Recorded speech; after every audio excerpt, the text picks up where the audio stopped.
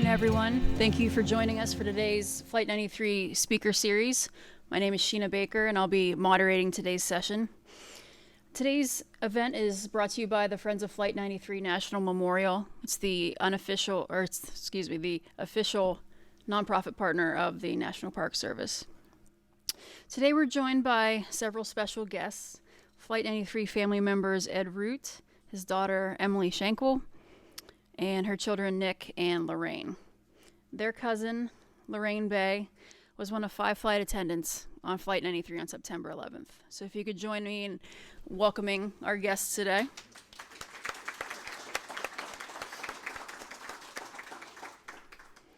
With 37 years of experience, Lorraine Bay was one of United Airlines' most senior flight attendants. She loved her job, mentored other flight attendants, and she often chose to work in coach rather than working in first class, even though her seniority could have dictated working in a more prestigious location on the plane. Friends knew her as the card lady because she always remembered to send friends and family small gifts or cards for their birthdays, anniversaries, and other special occasions. And those who knew her as a loving, caring, vivacious person who was always smiling. So, Ed and Emily, I'll begin by asking you if you can tell us a little bit about Lorraine, tell us about your relationship with her. Sure. Do you want to start again? Sure. Lorraine and I were first cousins. Her mom and my dad were siblings. We were both only children. So she was the big sister that I never had. She was 3.5 years older than I was, and I always looked up to her. She was, when she was in high school, especially, go back to our era of growing up in the late 1950s, the early 1960s. It was certainly a different world than it is today. She was the quintessential teenager of that era. She loved high school. She was the captain of the color guard. She was involved with all the sports and the football teams and all that kind of thing. She never really understood sports that much. She didn't really, I don't think, know the difference between a first down and a triple, but she still loved it. She loved all the atmosphere of it. And our favorite holiday, we always went to her parents' place for Thanksgiving to eat too much and watch football all day. And of course, in those days, I was a lot skinnier, so I could eat all day and it didn't bother me. But she always had that vivacious personality. She had the ability to always be smiling, and you always, when somebody dies, especially before their time, tragically, the natural reaction is to you can sit down in front here. We've had our shots. It's okay. You always think of the best of people. Nobody ever says, yeah, so and so died and they were really a pain in the butt. So, but with Lorraine, it really was that kind of personality. Always smiling. Always seemingly in a good mood. I'm sure she drove her parents crazy when I wasn't around on occasion, but that was her personality from beginning to end. She enjoyed life for the fullest. When she graduated from high school, she got a job in an office at a automobile dealer for a while, and then she decided the skies of United called her, and she decided to become a stewardess, because that's what they were called back in those days. And here again, it was to be a stewardess in the early 1960s, you had to be single, you had to be attractive, you had to get weighed. They had classes for her. She had to go to Chicago for her training, and they had classes in deportment, in hairdressing, and how to carry yourself. So it was more of a kind of a cachet kind of a thing. The hard work of it all, as anybody who's flown, especially recently on our crowded planes, you know that flight attendants work very, very hard, and they're kind of moving from beginning to end. Back in those days, planes weren't as crowded. It was a little bit more genteel, one might say. And of course, on September 11th, a flight from Newark to San Francisco only had 44 passengers on it, the 40 heroes of Flight 93, and of course the 4 terrorists. So I'll let Em kind of jump in with maybe some of her childhood remembrances. Sure. So we were a small family. As my dad mentioned, he was an only child and she was an only child. So she was my Aunt Lorraine. And so I'll always refer to her as Aunt Lorraine. Technically, she was second cousin, but she was my Aunt Lorraine.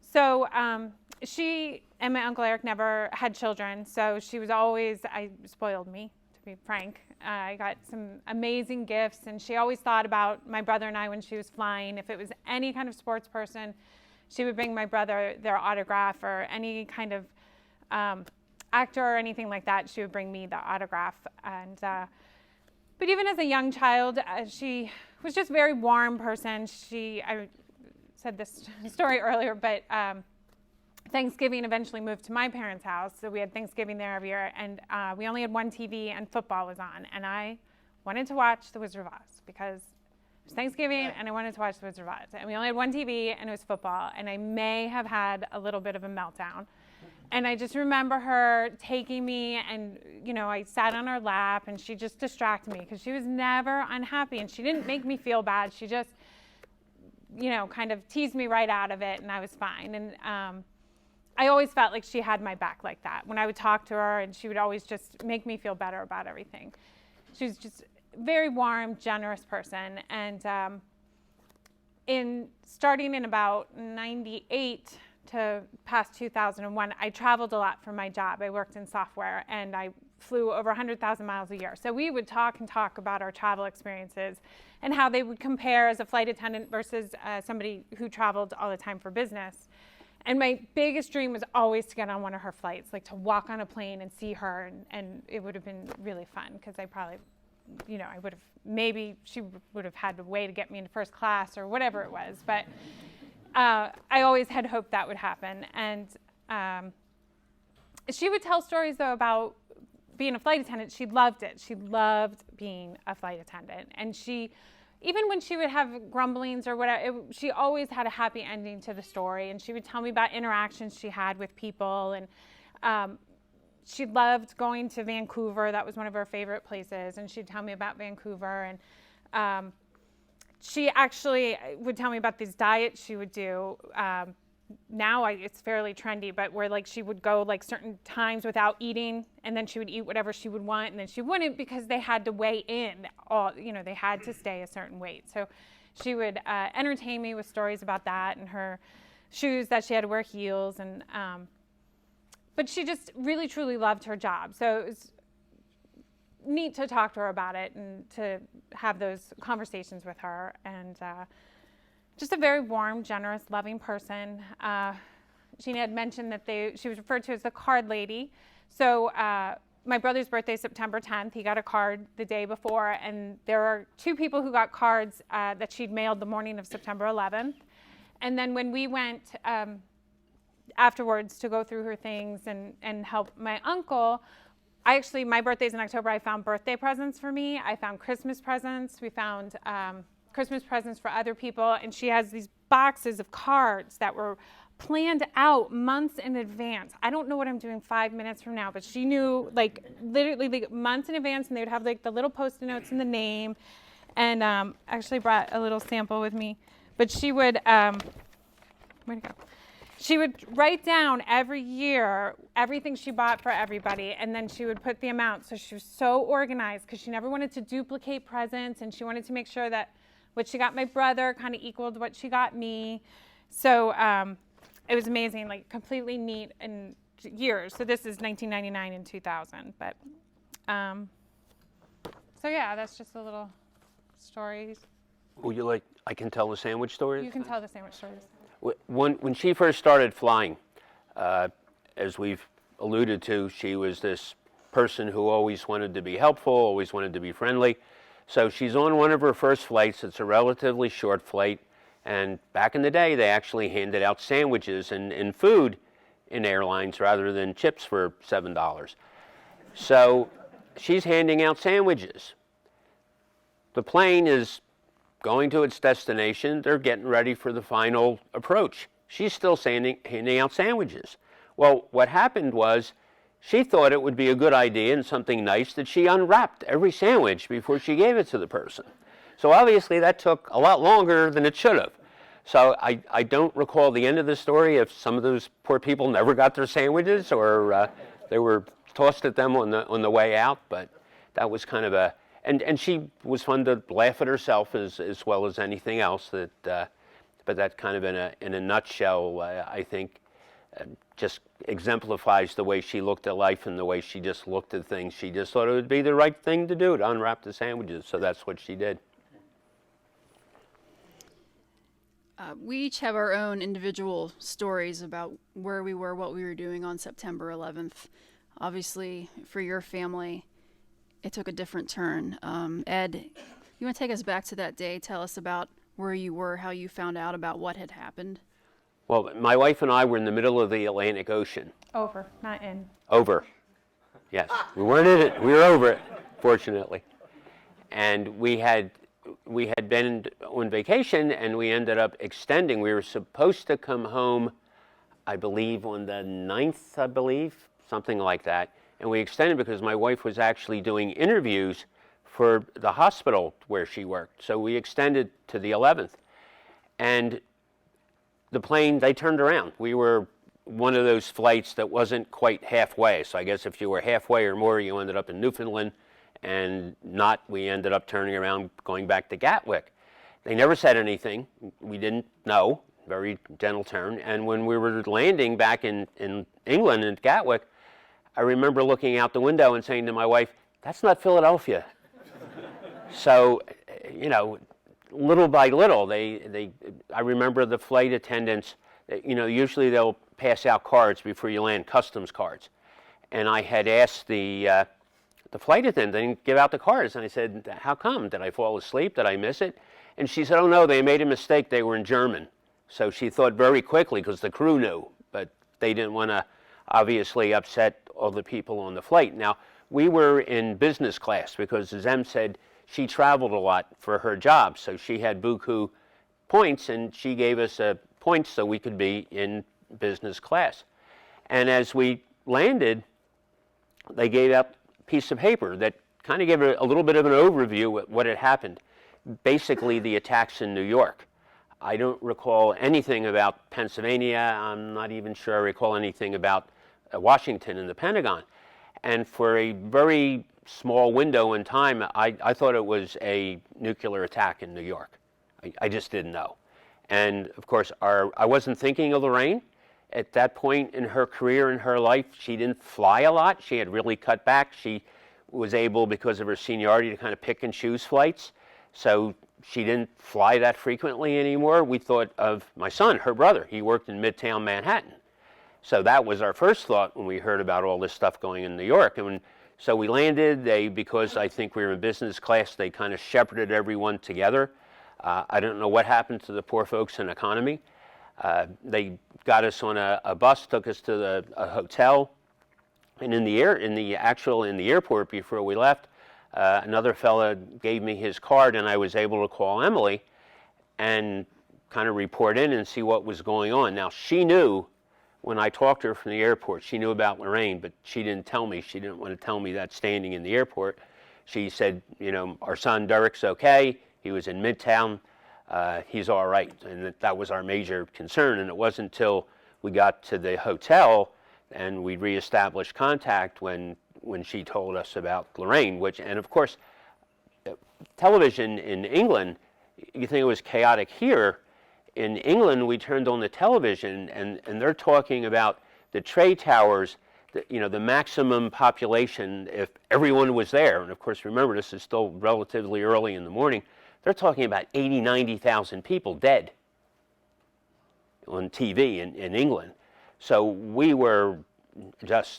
didn't know what to think. We were kind of in shock, just trying to take it all in and try to absorb all this. And then after we talked to Emily, then she filled us in and told us about Flight 93, and that's the first we knew about it. And we never got back to the States until Friday. This was from Tuesday. We were in England until Friday, and we flew into Pittsburgh, and the flight crew was the same from the 11th. And my wife had talked to one of the flight crew and told them our connection with Lorraine, and that the flight crew was great. once we didn't know what we were going to do once we got to Pittsburgh. We hadn't slept much in 4 days, and I thought I was going to have to rent a car to drive back to the Philadelphia area. And they actually got us on the last seats of the last flight that was going from Pittsburgh to Philadelphia. And that's finally when we got home and met Emily, and she can fill you in on her part of the story. So I was actually supposed to fly out that day from Allentown, Pennsylvania. So I was at home in the morning, and friends called, and I turned on the TV. So my first thought was my brother as well. He was there. He actually saw the second plane hit the towers, and I was able to talk to him a few times and his ordeal of getting back to New Jersey. And so the whole time I was really thinking about him and trying to call other family members to fill them in on him. And then another family member, Betty, called me, and she was hysterical, and I couldn't understand what she was saying. And I just kept saying, no, Derek's okay, Derek's okay, Derek's okay. And because the same as my dad, you know, she really didn't fly that often anymore. So once I understood what she was saying, it was rough. I mean, my poor brother got home, and he finally was like, oh, I made it home, I'm okay. And I had to tell him, and then I had to tell my parents, who couldn't even come and be with us.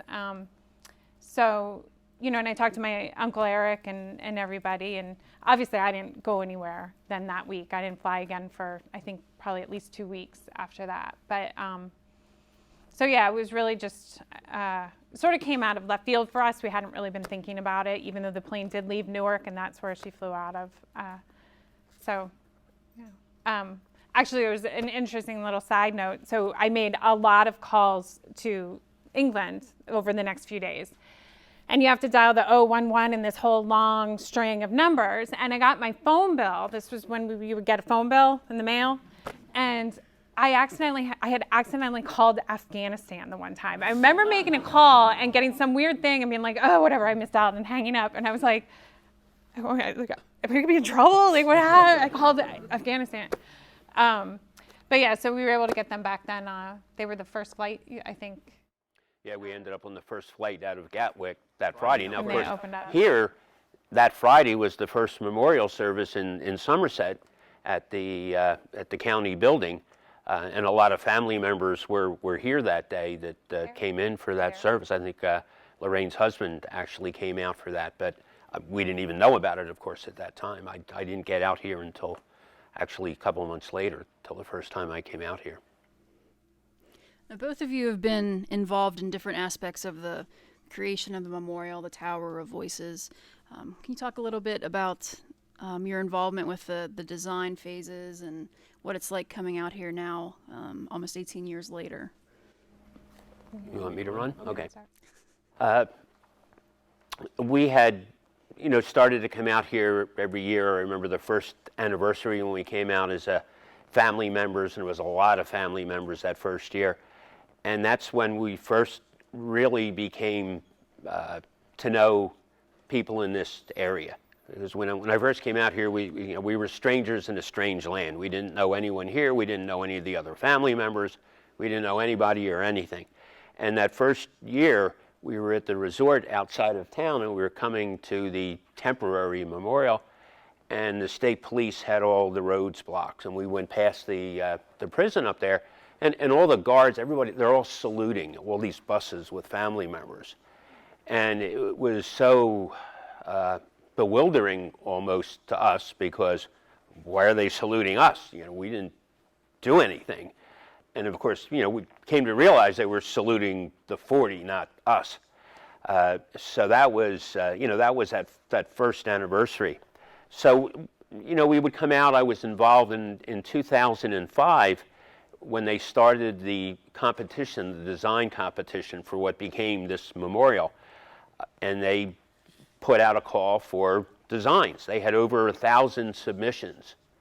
And there were 2 juries of family members, design professionals, local people here. And the first jury had to take that 1,000+ designs and cull it down to 5 finalists. So on the second jury, I volunteered to become part of the second jury. And we had, again, a number, I think there was like 15 people in the jury. I think around 8 of us were family members. We had design professionals, architects, landscape professionals, and we had 3 people from the community here who were on that jury. And initially, I was the recorder. I wasn't on the actual jury. I was supposed to be taking notes for the people running this whole thing. And as it turned out, one of the design professionals was a woman from the University of Virginia, I believe. And she somehow was delayed, and the first day she didn't get there. And the second day she didn't get there. So finally they decided, you've missed 2/3. It was 3 days, 3 very intense days that we went through all this before we voted on the winning design. So I was promoted, as it were, from recorder to being on the full jury, and that's how I got to be part of the jury that voted to make this what became the Flight 93 National Memorial. And two of the things that struck me even way back then in this whole process is that the terrorists, the 4 people on that plane, there was only 4 on Flight 93, not 5 that there were on the other planes. The people who embrace a terrorist philosophy, who support that kind of government or that kind of feeling, we learned early on, tragically, and unto today, that those people were willing to die for their cause. Their cause is death. They build nothing, they create nothing, they help nothing. They want to kill, they want to destroy. The difference with a free society, a democratic society, is that the people on Flight 93 died for life. They had 2 things that people in the other planes didn't have. They had information and they had time. They didn't have a lot of information, but they had enough. They didn't have a lot of time, but they had enough.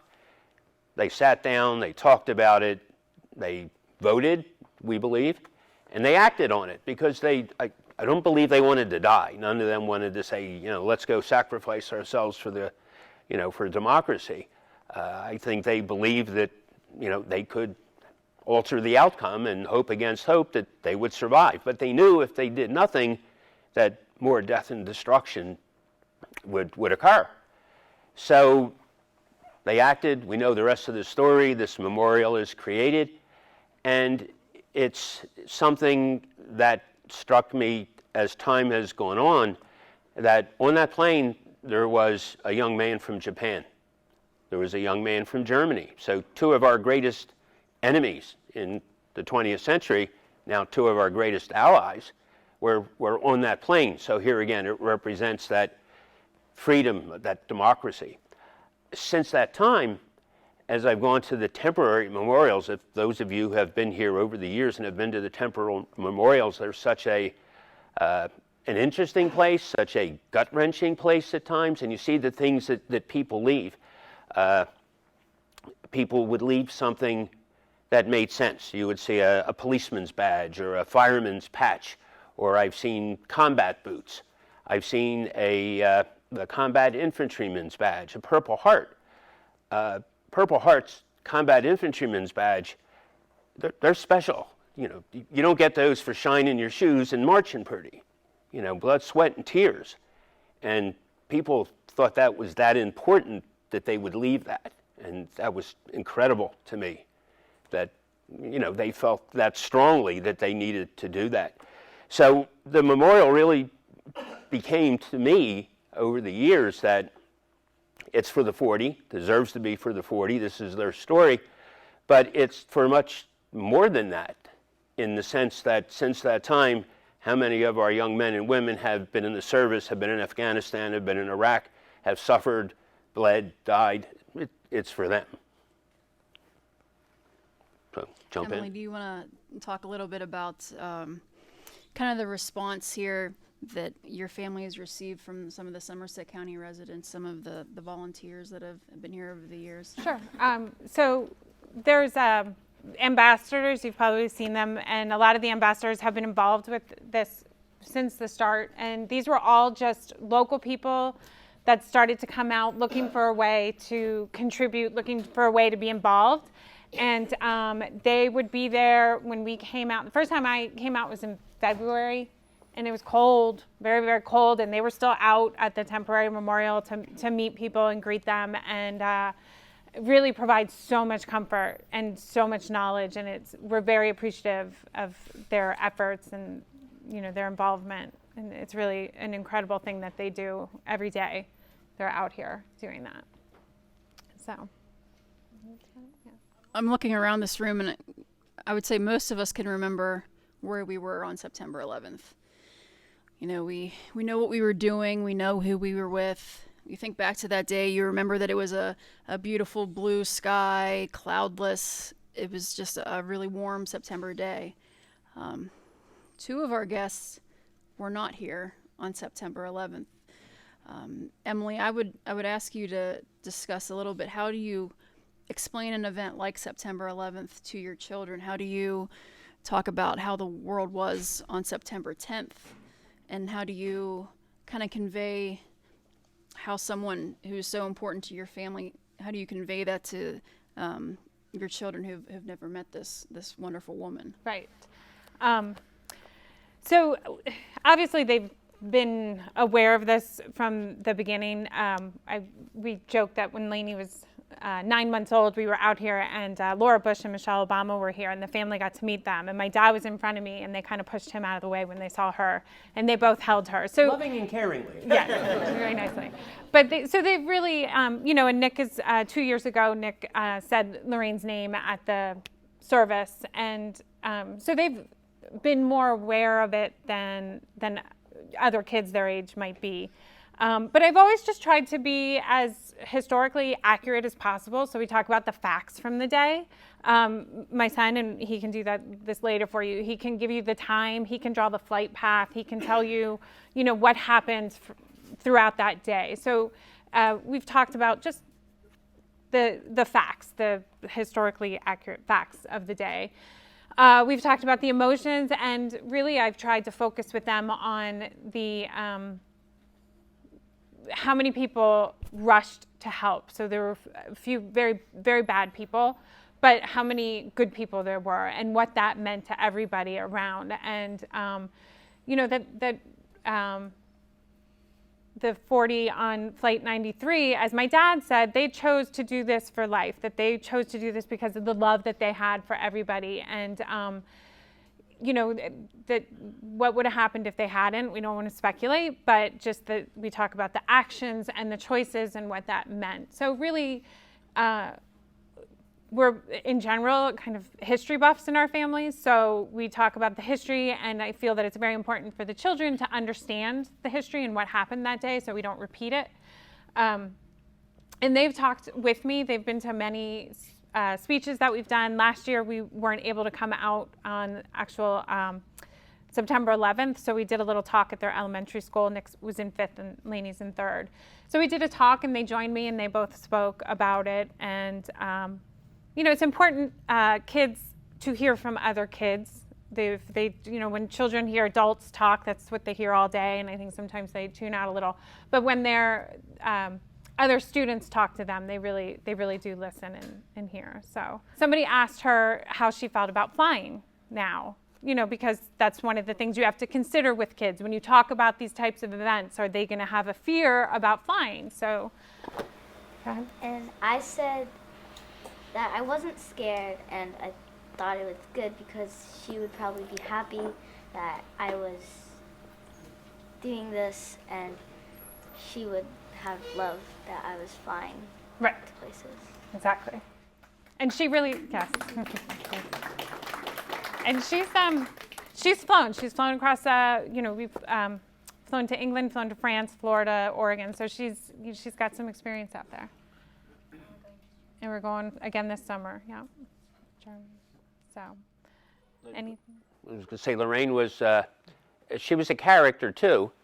One of the photographs, I don't know if it's up there now, but you'll see that when the photographs run through, there's a photograph of Lorraine, and she has kind of this little expression on her face, and that's a photo that has been used many, many times throughout the years. And the backstory of that photograph, is my understanding from her husband, is that she's up from the front of the plane, coming out of the cockpit or the kitchen area, and somebody snapped this picture of her. So if you look at the picture, if you look at the expression on her face, it's a little bit like, I will get you for this. You know, in a loving, caring way, but I will get you for this. And that's the way a lot of our family was. We, you know, like I said, we always went to her parents' place for Thanksgiving, and one year at Thanksgiving, Uncle Vernon probably had a little bit too much schnapps and fell asleep during the football game. And when the poor guy woke up, he was covered with all kinds of strings and papers, and he looked like a Christmas tree. And I think she helped participate in that. I did not, of course. But, that's just kind of the philosophy in the way she looked at things and just enjoyed life from the beginning.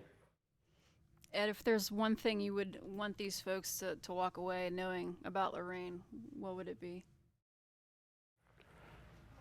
You want to go first? I just said that. I just did. I'm good. Okay. Yeah. It's simply that she enjoyed life, as I think I mentioned earlier, that you always think the best of people, especially when they die in tragic circumstances. But I think with Lorraine, it was legitimate from as long as I knew her as a small child up until the end. The stories, even if it was blisters, she'd be in San Francisco, and she loved the shop. I don't know, we really got into the shopping stories much, but she loved the shop, and she'd be in San Francisco, and her feet would be sore from, they had to wear the shoes and the flight, and so she'd be shopping in San Francisco, walking down the street in bare feet, carrying her shoes.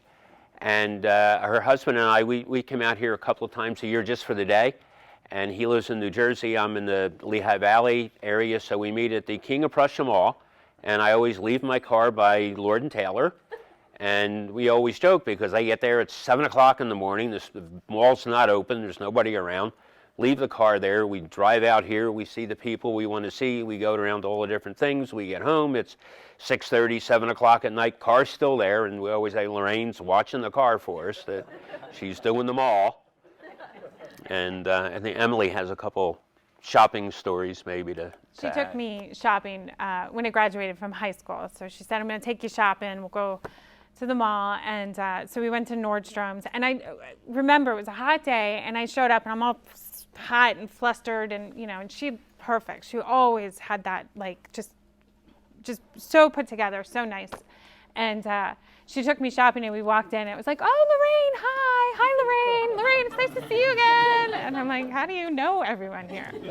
But just she had that personality that people would meet her once, and she treated everyone with a kindness and a generosity of spirit. So whether you were, the clerk at Nordstrom's or the president of United Airlines, she would treat them the same, and it was that kind of, people recognized that and would flock to her with that. So, that was a great day. I can't really fit into it anymore, but I still have the jackets that she bought me that day and the outfit. When my grandparents, in their later years, they always wanted a place down the shore, the New Jersey shore. So they finally bought an old house, a 1930s type house. This is in the early 1950s, so no condominiums, hardly that many motels in the Jersey Shore, big old homes. And so they converted it. We rented rooms and had a couple of apartments and an economy kitchen. And we had that place for, 14 years or something. So I grew up, very luckily, every summer down the Jersey Shore. And it was a lot of work. Every year you had to paint, every year you had to do all this stuff. And of course, family would come down and visit throughout the summer. So I have this great picture from 1956, I think it was. So I'm almost 10, Lorraine's 13. And I'm in bathing suit, this skinny little kid. My parents are in, summer outfit. Her parents are there, my other cousins in a bathing suit. And there's Lorraine. She's got a blouse on, skirt, necklace, she was always, she wasn't ostentatious or anything, but that's just the way she was. She was always class. I'm the slob in the family, and she always looked good. So it was just kind of another example of her personality and how she looked at things. And as Emily said this morning when we were speaking with one of the ambassadors, and we can't say enough about the local folks here, because the Park Service would never be able to be everywhere they needed to be here to help the visitors understand what happened that day. So the visitors get to meet the ambassadors, the other volunteers, the folks from the Friends of Gettysburg. I mean, they're all a big part of this story. There's no way that the staff and the Park Service could handle that themselves. And we've been here, especially back in the day with the temporary memorials. I remember being here horrible, cold day up at the one temporary memorial.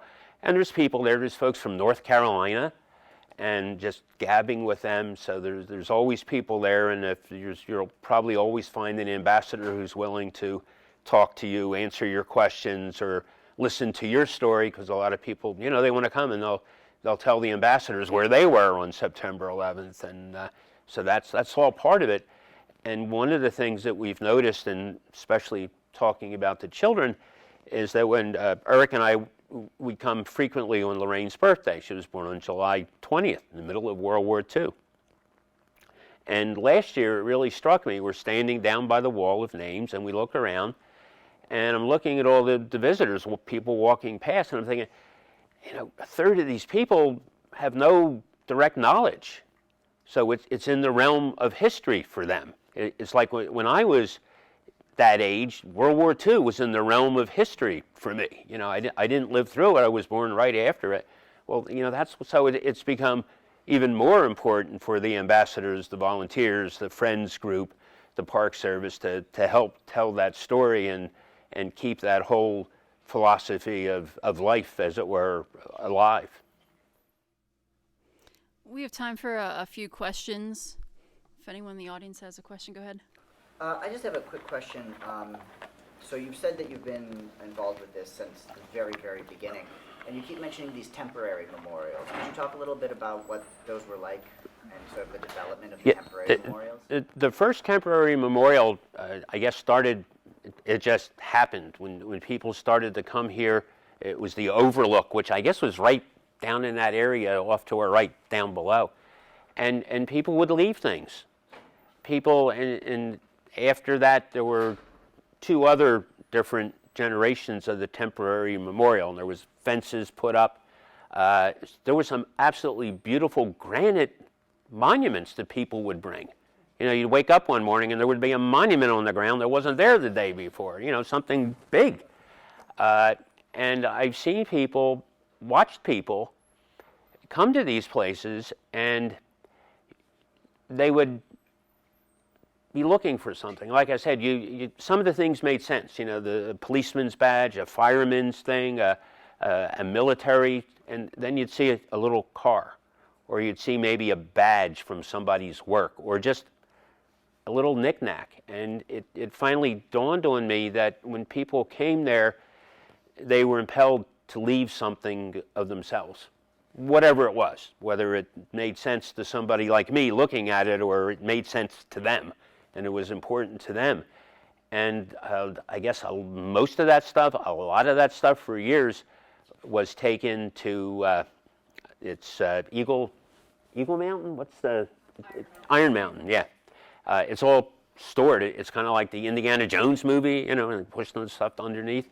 So a lot of that stuff is kept, and we've had discussions on how do we, you know, can we display any of this? What do we do with it? And the park is actually working on kind of recreating a segment of temporary memorials so people can kind of see what it was like. And so I don't know if some of those things will come out. There used to be benches with all the names on the back of the benches from the 40, and they would be at the temporary memorial. People would sit on them and be part of it. Little wooden angels, right? And the slate angels. Slate angels. And actually, I have a second generation slate angel. This was one of the ambassadors literally just gave this to me right before we started, and a friend of his made these, and this isn't one of the originals that was at the memorial, but it is very similar, and this fella was very interested in Flight 93, and this is what the angels look like, and they were out at the temporary memorial.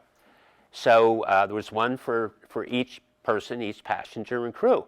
Now, you can see that part of the problem with all this stuff is maintenance.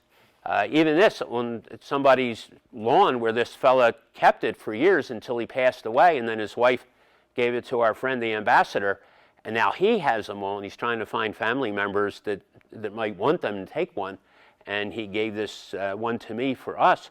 But if you look at the back of it, you know, it's rusted.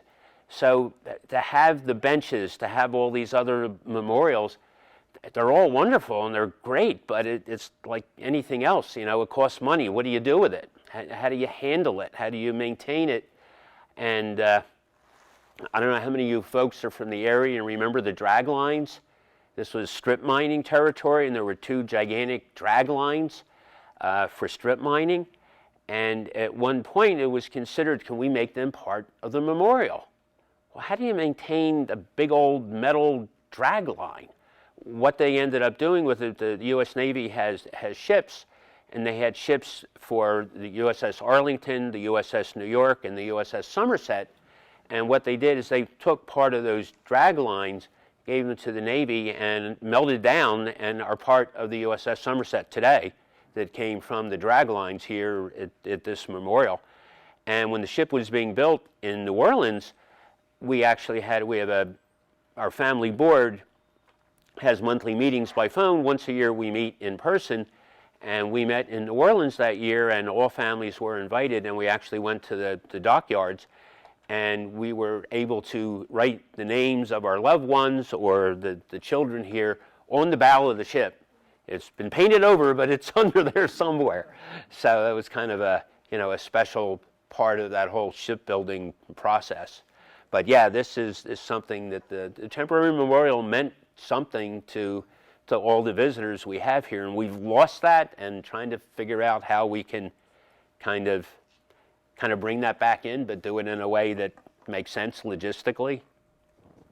So if that answers your question or not. But No, perfectly, actually, absolutely perfectly. Couldn't have been better. Any other questions from the audience? I just want to say sorry for your loss. Thank And I you. think it's great that you come every year and keep this going. well, it's awkward in many ways for us when we come here. It was just last year or the year before, the families at the service on the 11th, usually we're separate. We have our own separate section. And we've been treated very, very well by everyone, with a respect that, we've done nothing to earn. And, we all understand that it's, people got up and applauded us when we, left the area the other year.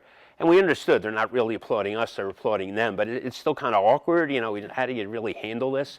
And we just look at it that we're their representative, their spokesperson, to try to keep their story alive and to help say it. But if it wasn't for all of you and all of the folks here, part of the memorial, it wouldn't mean anything.